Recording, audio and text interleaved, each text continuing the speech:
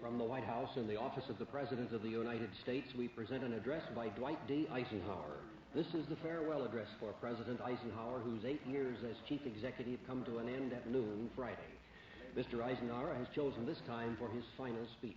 Ladies and gentlemen, the President of the United States. Good evening, my fellow Americans. First, I should like to express my gratitude to the radio and television networks for the opportunities they have given me over the years to bring reports and messages to our nation. My special thanks go to them for the opportunity of addressing you this evening.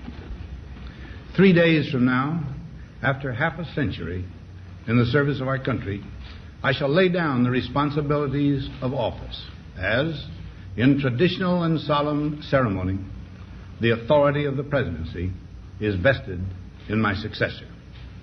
This evening, I come to you with a message of leave-taking and farewell, and to share a few final thoughts with you, my countrymen. Like every other citizen, I wish the new president and all who will labor with him Godspeed. I pray that the coming years will be blessed with peace and prosperity for all.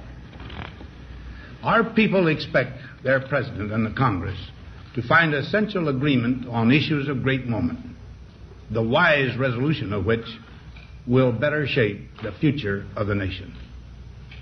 My own relations with the Congress, which began on a remote and tenuous basis when, long ago, a member of the Senate appointed me to West Point, have since ranged to the intimate during the war and immediate post-war period, and finally to the mutually interdependent during these past 8 years.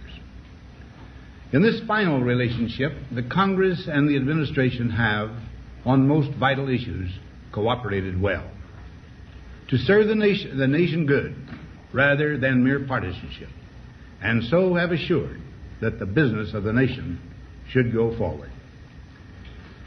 So my official relationship with the Congress ends in a feeling, on my part, of gratitude that we have been able to do so much together. We now stand 10 years past the midpoint of a century that has witnessed 4 major wars among great nations. 3 of these involved our own country. Despite these holocausts, America is today the strongest, the most influential, and most productive nation in the world. Understandably proud of this preeminence, we yet realize that America's leadership and prestige depend not merely upon our unmatched material progress, riches, and military strength, but on how we use our power in the interest of world peace and human betterment. Throughout America's adventure in free government, our basic purposes have been to keep the peace, to foster progress in human achievement, and to enhance liberty, dignity, and integrity among peoples and among nations. To strive for less would be unworthy of a free and religious people. Any failure traceable to arrogance or our lack of comprehension or readiness to sacrifice would inflict upon us grievous hurt, both at home and abroad. Progress toward these noble goals is persistently threatened by the conflict now engulfing the world. It commands our whole attention, absorbs our very beings. We face a hostile ideology, global in scope, atheistic in character, ruthless in purpose, and insidious in method. Unhappily, the danger it poses promises to be of indefinite duration.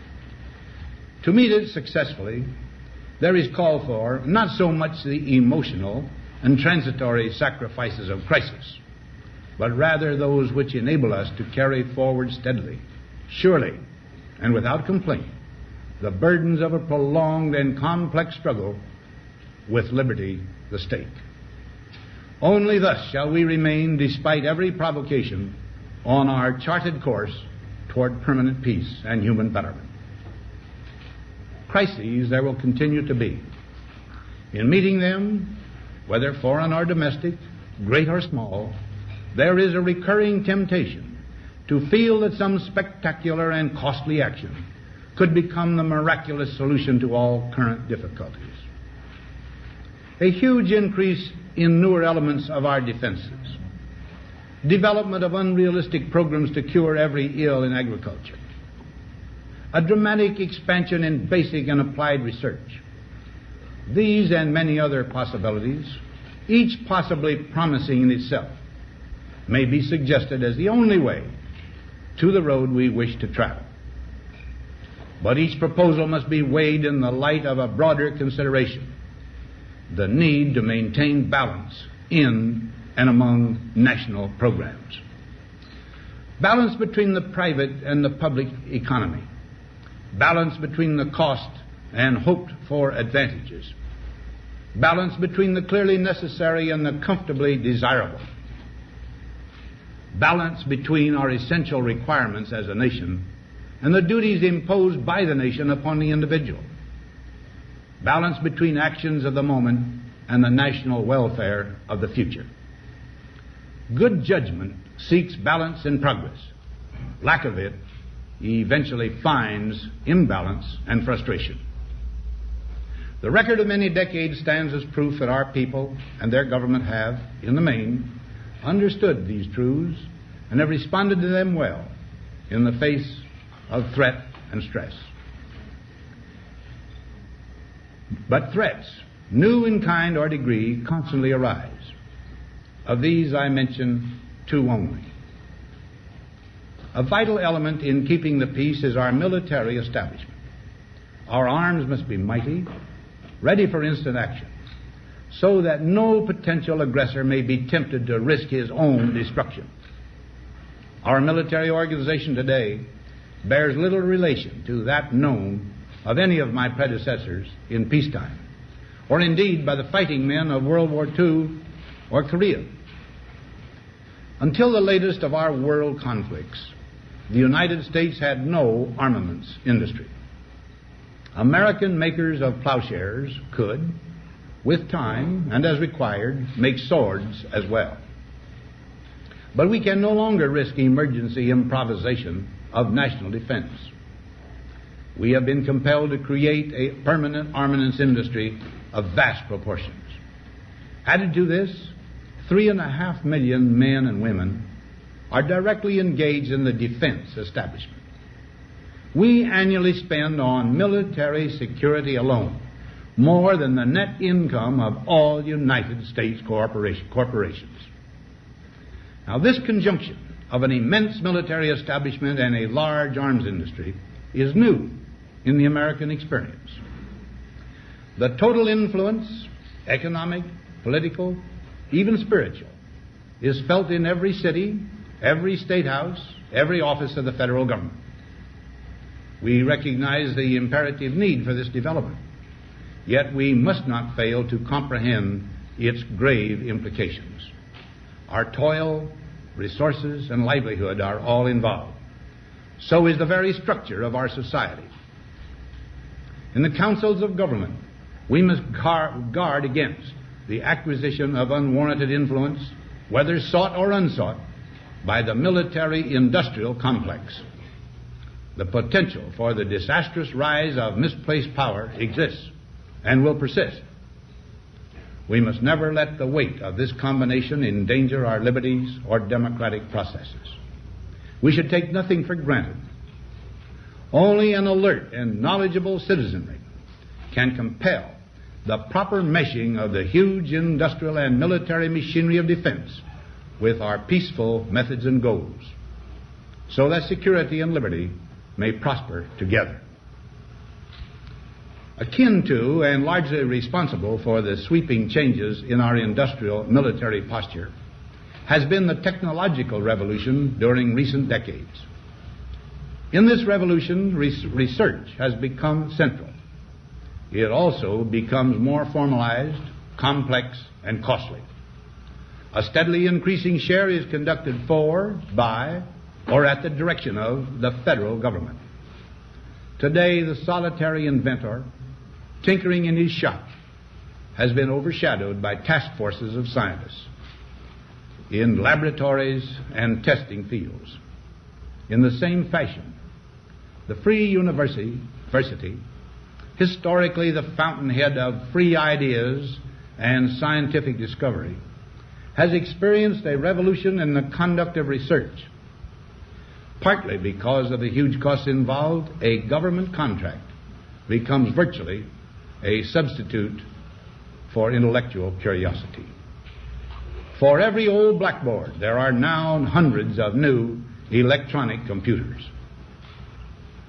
The prospect of domination of the nation's scholars by federal employment, project allocations, and the power of money is ever present and is gravely to be regarded.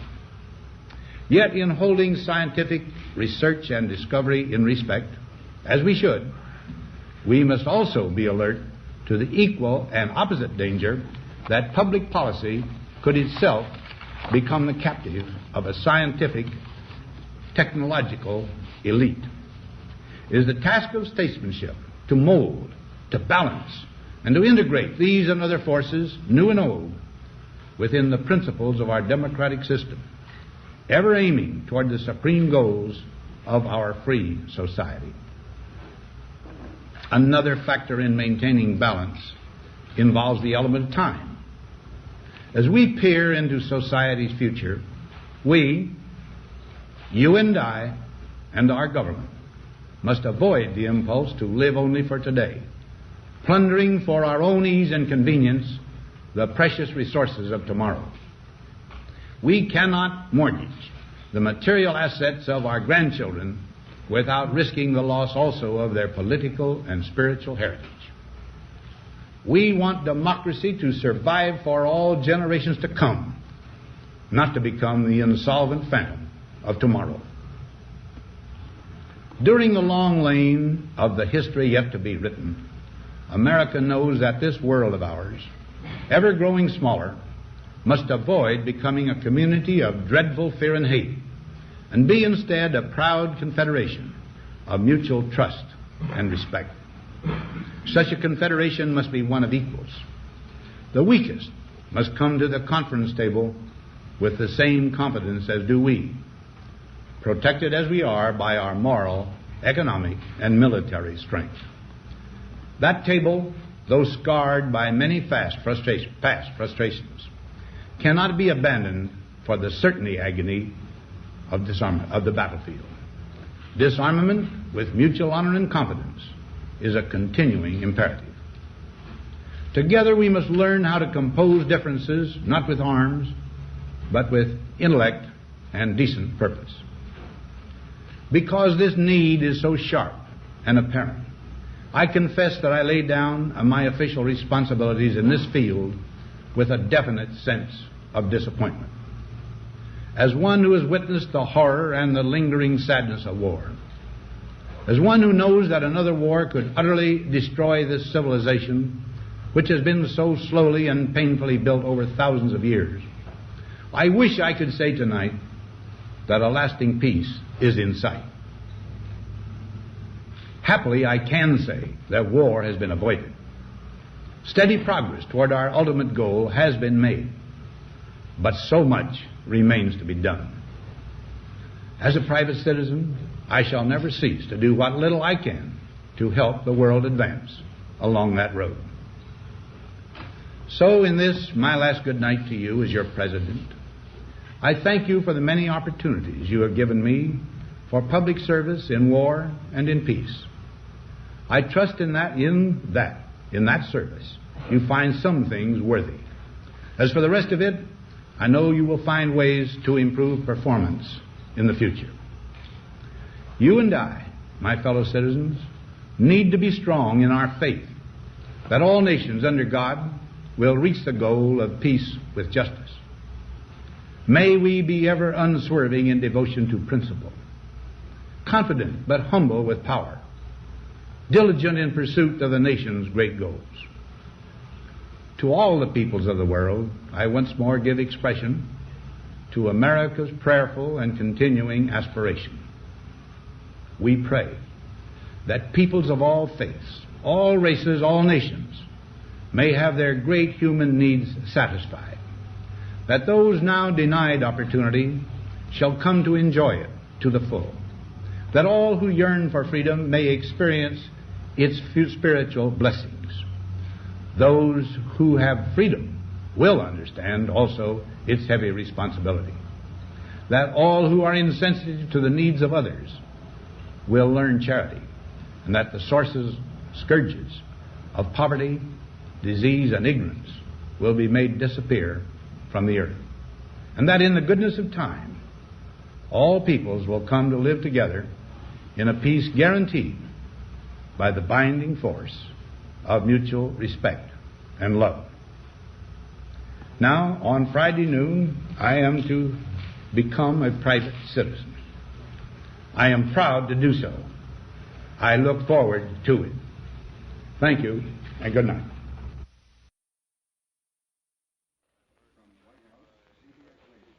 We have presented the farewell address by the President of the United States, Dwight D. Eisenhower, who spoke this evening from his office in the White House.